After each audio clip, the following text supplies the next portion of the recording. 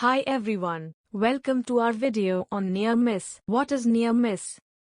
A near miss is an unplanned event that did not result in injury, illness, or damage but it has the potential to do so. Let us understand near miss with few examples.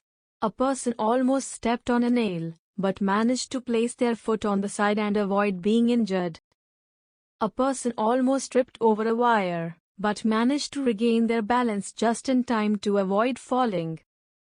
A pilot makes a last-minute correction to avoid colliding with another aircraft in the air. An employee nearly slips on a wet floor, but manages to regain their balance and avoid a potential injury. An employee almost got their leg trapped in a floor gap but was able to regain their balance and avoid injury. Thank you.